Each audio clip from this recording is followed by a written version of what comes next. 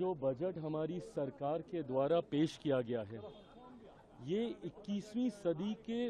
दूसरे क्वार्टर का, और जो क्वार्टर हम सब के लिए बहुत ज़्यादा मायने रखता है, क्योंकि 2047 जब हम एक विकसित भारत बनाने का जब हम जिक्र करते हैं, तो ऐसे में अब ये जो अगला क्वार्टर शुरू हुआ है 25 से लेके 50 तक का, यहाँ से अब हमें हर उस सोच को बल देकर आगे बढ़ना होगा जो इवेंचुअली 2047 में भारत को एक विकसित देश बनाने का काम करे। और अब अगर आप इस सोच के साथ इस बजट को अगर आप देखिएगा, तो आपको एहसास होगा कि किस तरीके से इंफ्रास्ट्रक्चर पे बल दिया गया है, रूरल इंफ्रास्ट्रक्चर पे बल दिया गया है, अर्बनाइजेशन के ऊपर जोर दिया गया है, गांव शहर की दूरी को कम करने का इसमें प्रयास किया गया है, आत्मनिर्भरता पे बल दिया गया है, मैन्युफैक्चरिंग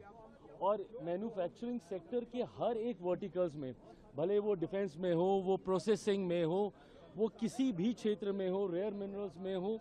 हर क्षेत्र में जिस तरीके से आत्मनिर्भरता को कुंजी बनाकर इस बजट में उस व्यवस्था को और ज़्यादा मजबूत करने का प्रयास किया गया है। युवा शक्ति को केंद्र में रखकर जितने ये सारे वर्टिकल्स एक्सपैंड होंगे, उतनी ही जॉब अपॉर्चुनिटीज़ भी क्रिएट होंगी। स्किलिंग पे बहुत ज़्यादा कंसंट्रेट पुनः किया गया है। फार्मिंग की अगर बात करें, उसमें जिस तरीके से डाइवर्सिटी को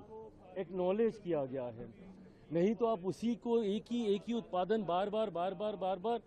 रखने की भी समस्या सरकार के पास इवेंचुअली होने लगेगी। तो कैसे डाइवर्सिफाई किया जाए, कोकोनट, कोको, इन तमाम चीज़ों को जिस तरीके से बजट में रिकॉग्नाइज किया गया है, फिशरीज को और ज़्यादा ऑर्गेनाइज करके उस सेक्टर को एनहांस करने की बात हो, मैं मानता हूं कि ये 47 विकसित भारत के निर्माण के लिए उसकी एक मजबूत नींव को तैयार करने वाला एक बहुत ही विजनरी बजट है। और इसकी खासियत ये भी है कि 9वीं बार वित्त मंत्री जी ने इस बजट को पेश किया है। खासियत तो ये है कि उन्होंने 9वीं बार किया है, बट एक ही प्रधानमंत्री के अंदर उन्होंने 9वीं बार किया है।